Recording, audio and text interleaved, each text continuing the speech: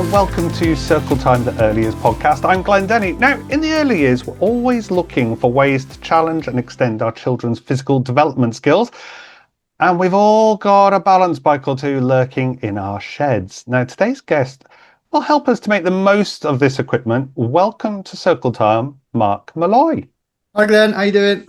All good, thank you. Now, Marc, your kind of background is, well, initially it was, I think, travel and tourism, but you kind of got into like the sport development, and more interesting is cycling as well. That's kind of your hobby that's kind of taken over a bit. Like is it fair to say? Hobby gone wrong? Yeah, hobby gone mad. Yeah, I mean, yeah, like you say, I went to university and did an international tourism degree, and I was managing a hotel, and I thought this just isn't for me. I want to be outside and I want to be helping people, and so I went and got a job working at the Prince's Trust. That was a 12-week program helping kids from places where they weren't getting the support they needed and things like that. If anybody doesn't know Prince's Trust, it's an amazing program.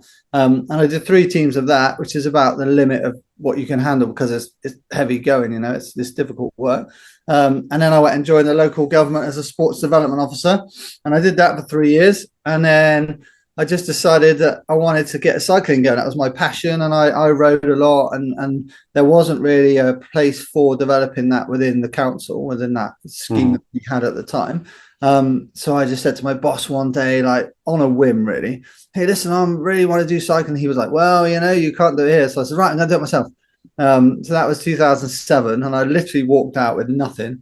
And then I bought myself 2 BMXs, and I started going into schools and doing what were called at the time, because it was July, so we called it like Tour de France sessions. And that's really how we started. So, I mean, obviously I had a background in cycling and I liked it and I rode a lot. But, you know, I didn't know one end of a child from the other, and I didn't know, you know, how they behaved and what they expected to see in class. And I was just going, well, if I can make the next Chris Boardman here, or in the next Bradley Wiggins or whatever. And so after, you know, maybe 6 months, I realized, well, you know, my skills aren't good enough here, and like I need to get better. So then it was really just a case of researching, you know, like how children are. And, you know, I would do a lot of things. I just go and babysit nephews and nieces and things like that, really simple things, and just try different stuff, because I'm quite tall and loud. So the first thing for me was just to like learn how to get down to the level of the children and how to speak nicely to them, and really simple things that, you know, you guys as nursery people will take for granted. But I wasn't that. I was a local government official, was highly trained, and, you know, and I thought this is going to be a breeze, but it wasn't. Like everyone, you know, we've all seen people that have gone into those environments and thought, well, yeah, it'll be fine. And, you know, the children pretty quickly find you out. So, you know, on my side, I knew a lot about cycling. I was very, very keen. I seem to have an affinity with children by luck rather than judgment. You know, like children would laugh at my silly jokes, and, you know, I'd pull faces and they weren't scary, they were funny, and I managed to get away with it, you know. So, you know, after a year probably of trying, I thought, okay, this is definitely something I want to do.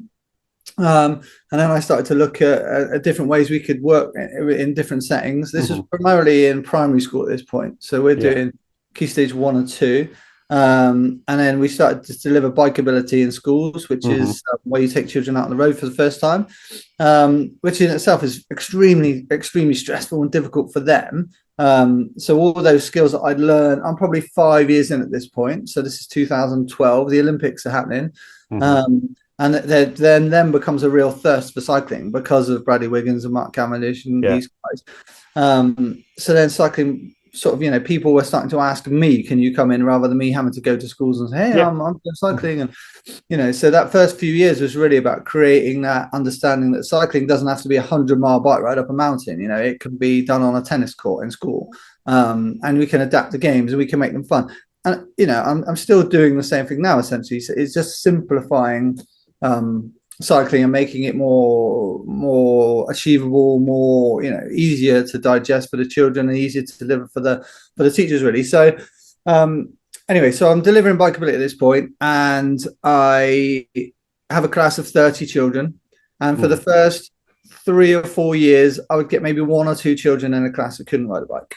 And that was okay, because I could have a little bit of time at lunchtime and I'd help them and things like that. Maybe not be able to take them out to the road, but at least give them an experience. But by the time I was about 10 years in, that number had dropped. And so you would get as many as, depending on the place, half a class that couldn't ride a bike. And it was always the same reasons. It was always, mum and dad haven't got time to teach me, or, it's not very safe, or I don't have somewhere near me where I can practice, all completely valid reasons. Yeah. But still, this kind of worrying trend, for me especially, of it had become this kind of thing where cycling was a nice to have, or not even a nice to have, just almost a bit of a nuisance. Some places that I went, it's like, well, we'd like to cycle, but what are you going to do, kind of thing. So, and I totally understood, bikes were getting expensive, and you've got nowhere to lock them up, and the roads are getting busier, and so it's not safe on there, and cycle paths. This was before that real big infrastructure drive that amazing companies out there are doing now to improve on those things. So it was really a case of like re-educating people. And what I thought was, if they're not getting taught when they're babies, when they're small, when they're infants, then let's do that. Because by the time then they get to year 5, year 6, we know they can ride because we've taught them. And that's really how Cyclings came about, which is the name of the balance bike scheme that I created. And so we work with kind of local teachers and the pediatric department in Bristol, which is where I was based in North Somerset, Bristol. We were delivering sessions. And we basically just sat down and got the national curriculum and said, okay, well, how can we make cycling relevant to the curriculum as well as being fun for children and something that teachers want to deliver, So we went through the whole national curriculum. We boiled it down to the 9 characteristics of effective learning, created a game to fit in with those characteristics, or various games that would fit in those characteristics. And then we started to deliver it in school. And then, like everything, we refined it and we made it better. And that game doesn't work, and that game does. And we came up with this product that now we're in a position, all these years later, that we are starting to think about giving it to nurseries and EYFS settings that they can deliver it themselves. So it's a long-winded background, but yeah, that was basically how Cyclings came around, really. Really, it wasn't just like it. It's kind of background in almost like personal research and development that way. I mean, you were talking about bikeability there. I mean, years ago, I was a bikeability tutor as well. Right. And I mean, I used to do it for 6 to 8 year olds because I did it as part of my, when I was a Beaver Scout leader. Right. And we did it as part of that so they could get their cycling safety badge. Yeah. And we did it that way, but we did it in partnership with a local authority. They would come and do the actual assessment, but we tutored. Yeah, nice. And it was that bit that it always made me wonder as well, that was there something that would teach younger children? Because I remember having a bike as a small child. I had my stabilizers on it, and then eventually I took my stabilizers off, and that was big. But balance bikes weren't a thing then as well. It was like you just had to find your center of balance without your stabilizers, and usually with your dad running after you, ready to catch you because you're going to fall off it. Push you down the hill or whatever, and hope for the best. Yeah. We've all got those stories. Exactly that. It was. I mean, the same thing. We were going and doing all the scout badges and the brownie badges, and we were working with the rainbows, and and the younger you got, almost the easier it was to teach because they didn't have that worry or fear of, I'm going to fall off, or I've seen how dangerous it's on the road. Because whether we think we're calm drivers or not, when they're in the car with you as parents or grandparents or whoever, they're picking up on, there's people walking out in the road, or all those things that kind of just those little messages all the time. So what we're finding is that fear of the road or cycling in general was just becoming more and more prominent. So it wasn't about can they ride a bike, because like you say, most people, if you just push them off, will eventually get it. Yeah, they'll fall over a few times and all those things. But actually, you remember that probably with rose-tinted glasses. Whereas if you ask a 12-year-old, how did you get taught? And they say, well, my dad pushed me down a hill and, and I panicked and crashed into the bin or whatever. It's just not it's a very big and important moment in a childhood, but it's not always remembered super fondly. I mean, that's just, I guess, the way the world has evolved since we were young people, So my thing was really to kind of, well, how can I stop that? How can I get it so there isn't such a big leap from stabilizers, like you say, because balance bikes weren't really a thing. Even when we started, they were just really getting going and becoming kind of useful and cool, and the quality of the bikes was not very good then. And whereas now they're amazing, the brakes are small so that children can reach them with their small hands, and really simple things like that. So, and then the real driver, if I'm totally honest, like everything else, is 2012. I had my own children, and then it was like, okay, so how am I going to teach these guys? I've got real life guinea pigs to practice on. And then it was that moment of taking my son to the seafront where we used to live in Weston-super-Mare. I used to push him. Then I pushed him off down the seafront, and he'd been riding with his balance bike for, I don't know, 2 months, 3 months, maybe, seriously. He'd always had it around, and he'd pick it up and play with it in the back garden. But then I took him to the seafront after school, and he would be pretty whizzy and pretty good, And then the day came when I finally said, okay, here's your big bike. And then he just went. I didn't need to push him. I didn't need to follow him down the hill. He literally just got on the thing, and I held the seat for a second, and he pedaled backwards, and I went, that's the motion. You got the motion? He went, yeah, I think so. And then I pushed him off, and off he went. It's kind of like trying to capture that moment of joy where he sort of turned around and went, oh, did you see me? It was amazing. And, but then instill that into somewhere in a setting, in school or nursery where you can have that as a teacher.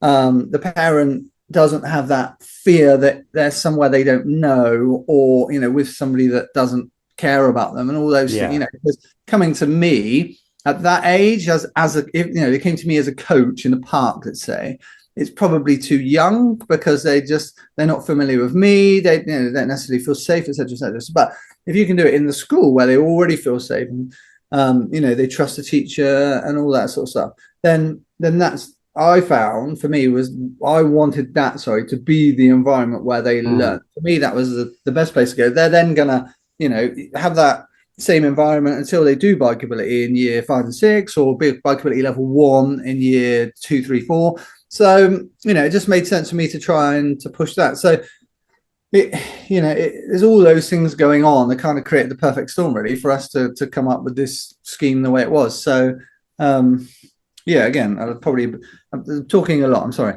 but that's kind of the background of how we evolved it to that position, really. I think it was necessary as well. I mean, part of when I was doing my degree, part of my dissertation, I was looking at practitioners' understanding of like physical development and physical education of early years children. And actually, I found that most practitioners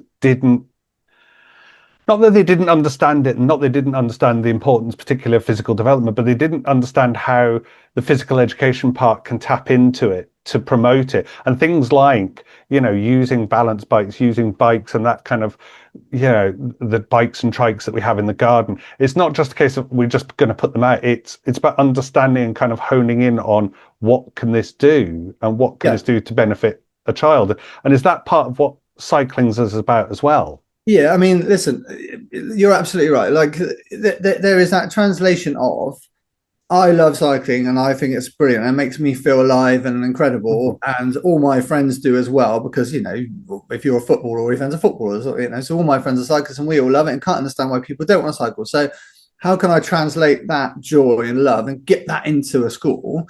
But then very quickly, when I started to write it, if that's the correct term, or research it for sure, was like, okay, these are the reasons why people don't want to use it. These are the reasons why people don't want to use those balance bikes that are stuck in the shed in school.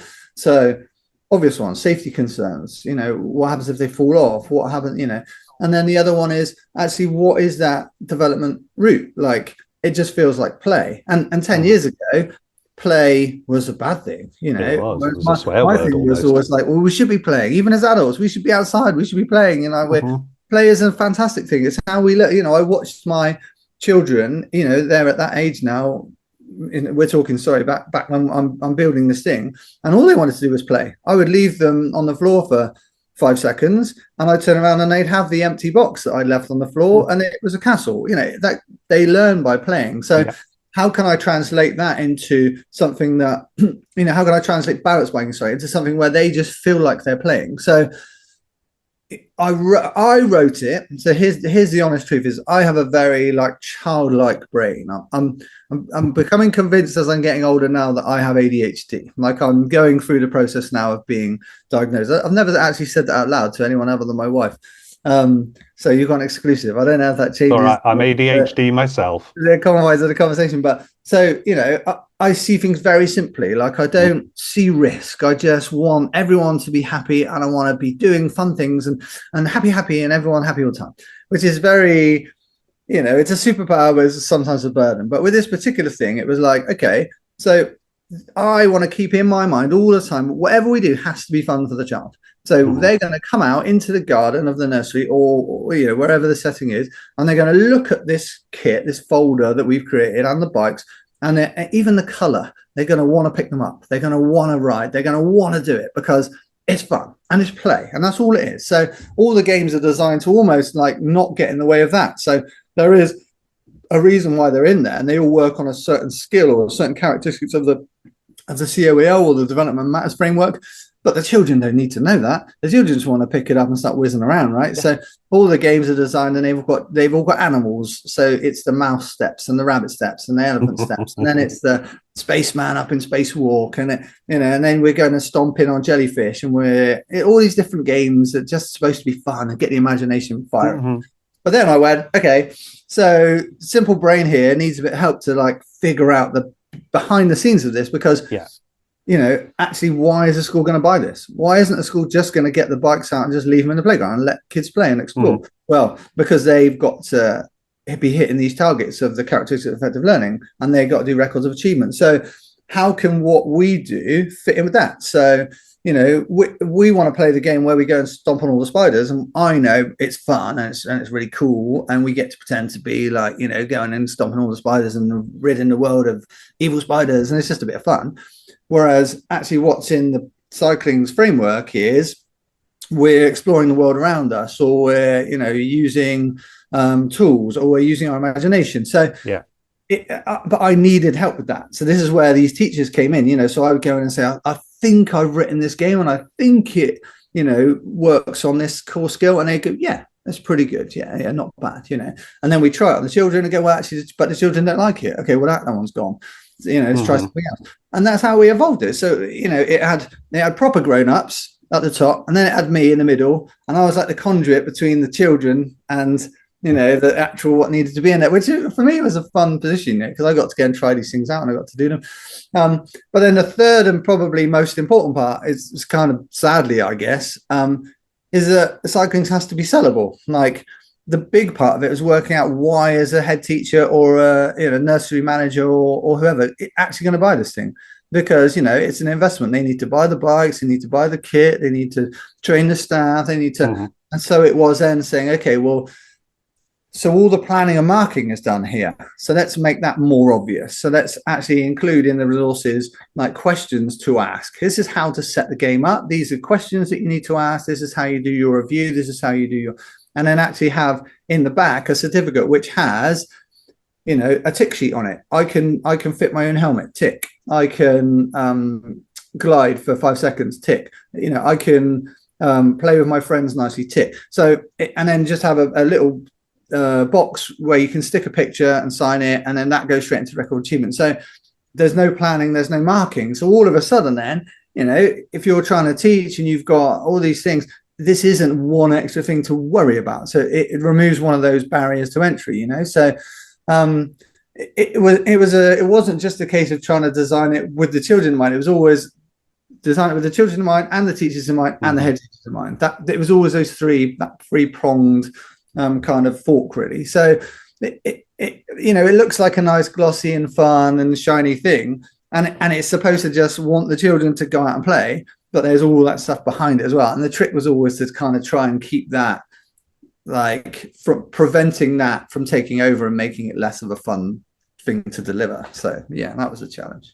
I think so as well. It's, you were talking about the tick sheet there, and that I had a flashback to when I did bikeability, and I did a similar thing because they were older children. I gave them their sort of bikeability passport. I Yeah. think I've probably still got the resource somewhere on my computer because I Yeah. Yeah. created it. But on there, we had the tick sheet to say, yes, I can do this. Yes, I can do this. They could tick it and we would sign it each week because we broke it into sort of like modules almost. Yeah. And that's what we did. If we were happy with that, we would sign it off at the end and they'd go home with their passport and look, I've done this week. And I think as well, like you're saying, like if the children have got that and they can say, look, Mum, I've done this today. I've done this today. But equally, like you say, the saleable part of it is it's almost like off the shelf. You've done all the hard work, which for nurseries, that is a huge thing because we are cash strapped and time poor all the time. Yeah. Um, Yeah. and it is really good that you've got a resource that will actually benefit children in a different way, Yeah.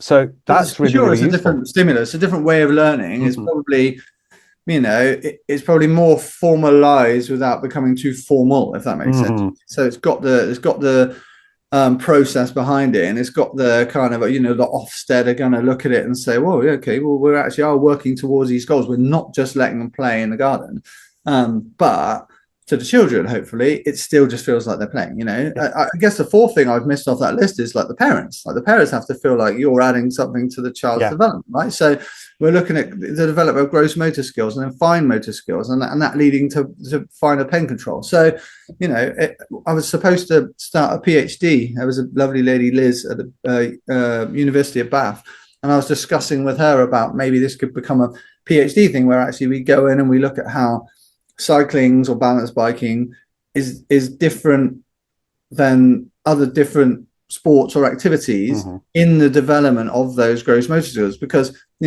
by very definition it's balance biking, like that's what it's supposed to do. So is it better at building balance and then in turn the fine motor skills than something like football or any activity you can name? Hmm. I keep using football because I was a footballer when I was a kid, so it's just easy for me to remember. And sadly then COVID hit, so this is 2020. We spent a year delivering this in schools and really fine-tuning everything, and we've created the Hmm. pack. We're just about to like hit it and go everywhere, and I'm super excited because I'm not a businessman. I don't like the interaction of the business stuff, so it's kind of taken me a few years to go, right, come on, we got to start putting this out in the world now. The world needs to see this. I can't deliver it myself every day. It has to be Yeah. deliverable by other people, and in order for us to get all these wonderful young children on bikes. So I sort of just gone through that process. And then it was like, oh, COVID's here and the schools might never be a thing again, which is why then for the following 4-5 years, realistically, I just did nothing. Just did nothing about it. It just kind of felt sorry for myself and thought, wow, how wonderful cycling would have been, on a semi-regular basis. And then it was really the start of this year. I had a few contacts with some people who said to me, hey, listen, like you just need this thing to be out there. It's too good to Hmm. be sat in a drawer, and honestly, as a person who's fairly not a lack of confidence, I guess, but kind of like businesses isn't my thing. It's not my natural No. environment, having to sell and having to talk figures and things. It makes me deeply uncomfortable. I just don't like it. I want to be out there delivering the thing, whereas I can only do that in 2 schools a day, realistically. Whereas, if we get this 23,000 schools in the UK and we get even 5% of those, we're talking a lot of children who can now, grown up learning to Hmm. ride, feeling completely safe and feeling completely comfortable. And it's something that they do for fun with their friends. And, it never becomes a factor, all these reasons that they have when they get to 11 why they can't ride and they can't do bikeability and they're not commuting to secondary school, etc. Hopefully, a lot of those are eliminated by them learning so early and feeling comfortable on a bike. I think that's, yeah, it is that bit. It's, cycling has become huge. Now, where I live in Yorkshire, it's massive for cycling around here, particularly in sort of the Vale of York where I am, because Yeah. it's pretty flat. And you'll go out most weekends and there are like masses of bikes ahead of you because it's kind of a city that thrives on bikes, but like, say Oxford or somewhere like that. Yeah. But I think it's about as early as possible getting those core skills into children that they know what they're looking for, they know how to operate their bike, they know how to balance, they know how to move it. There's a lot of development skills that young children will have, but also it's getting them ready for the future where they will want to use a bike and get Yeah. out on the road, which, like you say, is a dangerous place. But if we've taught them early enough, then they've got the skills and the knowledge to know how to be safe. Yeah, it can be a dangerous place if you don't know what you're doing and you don't feel comfortable. And so if you're habituated, that's not a word we use in English, is it? That's a French word that I've picked up, habitué. So if we're kind of used to being in that situation, it doesn't become scary, and then we don't panic. It's the panic that ultimately gets you in trouble. So if you're on a bike and the first half an hour of a balance bike session, we would just walk with the bike, just walk next to it, because it moves very strangely. If you turn slightly, it can fall over and you go with it. So until they feel comfortable, we're just walking with the bike. We're just getting used to what is this funny black lever on the front? Well, that's the brake, and that will stop you. Oh, right, okay. Well, can't I just drag my feet on the floor? Oh, you could, but those shoes are quite expensive, and someone's had to get quite a lot of effort to get you those shoes. So maybe we use the brakes, But it's also about the fine motor skills. So it's I'm using my brakes. I'm understanding the correlation between I need to stop and I need to use my brake and not just drag my feet on the ground. So there's a lot more development. I think the reason that thing I alluded to earlier of in 2007, cycling wasn't cool and it wasn't really a fun thing. The difference now is massive. I go into school now and everybody knows a cyclist, and after 2012, everyone's got an uncle that rides a bike or can name a famous cyclist, or I'm obviously sort of being a little bit flippant, but it's much more mainstream than it used to be. So for me, Cyclings is as much about making sure that people understand that it can be taught in that way as well. You don't have to be a cyclist to teach it. It doesn't only have the benefit of making you a cyclist. It also has all those gross motor skill, the fine motor skill control, and I went to a school on Thursday last week, beautiful school in Kings Lynn, and I delivered the training for the teachers essentially, and doing that was basically taking out each group, make sure every child in the school got to have a go at cycling. And you can see just in 45 minutes the difference in the ability of a child. And it's not about just how they move on that bike. It's about how they move in general, So they're walking out and they're skipping and really enjoying themselves. And, this is going to be amazing. And then they get on and then it goes, right back to basics. They're literally taking tiny steps and they feel really uncomfortable and they're all wobbly and a bit nervous. But by the end of 45 minutes, well, actually, this is okay. I'm starting to feel okay again. So then you can build up from that. So, we're not looking to get the next Olympian out of doing this. We're just looking for children just to feel a bit confident to try new things and then learn, a life skill that will hopefully carry them over to when they get older, but also, it's going to help them be able to write better in class and use scissors and all those things that, kind of activities we're starting to now understand that there's a good crossover, and that's where Cyclings wants to be, really, where we're on that crossover of it's about education of cycling, but it's also about the development of the whole child. So it really does. I mean, you were saying as well, like it's play based, which research has shown this is how children really do learn best, is everything should be playful and playfully taught. But also, like you were saying there about writing skills, I guess a lot of practitioners may not have thought about that, but actually when you're sitting on the balance bike, you're using your core muscles to kind of keep yourself on there, and actually that is something that is needed for writing, because if you're working on the core, then you've got that ability to sit up to then hold the pencil. So this is giving early developmental skills and moving the child forward to doing things later on in life, that when they are in school they'll be able to sit up straight and hold a pencil. And look where they're going, and think about the people who are moving around them and the unpredictability of them. I saw a child the other day and they were running along and another one sort of nearly toppled over in front of them, and this first child put their brakes on and sat and looked at me with a big smile on his face, and I said, life doesn't get any better than that. That's exactly what I've asked you to do. Like, brilliant, well done.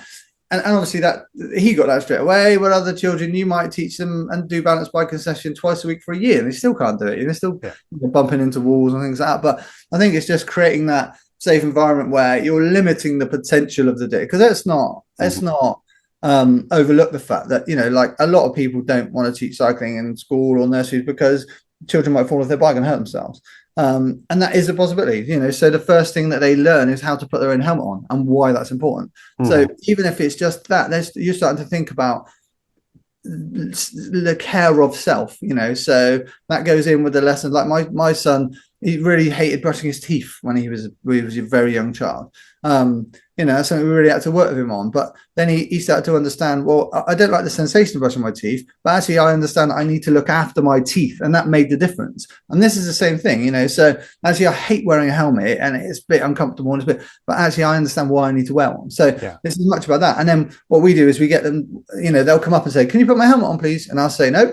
You know, you go and get one of your friends to help you. And you know, I don't say it quite that cruelly. If they do need help, then I will give it to them. But the idea is that they will learn to put each other's helmet on, so they're learning to work together. So all these soft skills, you know, I hate that term because these are the important things, right? Like if you can help friends, and you can, you know, not crash into your friends, and you can help your friend up if they do fall, and you can show some empathy. Like these are the things that make us truly wonderful, beautiful human beings, you know. So Cyclings is kind of as much about that as it is about cycling, really. So yeah.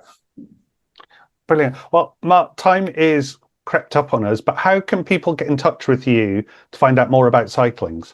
Well, the Cyclings website is undergoing a bit of a change, undergoing a bit of a revamp. But if you can find Cyclings on the web, so Cyclings, so like cycling but with an S on the end. It's like a play on words with ducklings, because whenever you put them on, the children always follow each other around. It's quite cool. It's like little ducks swimming around.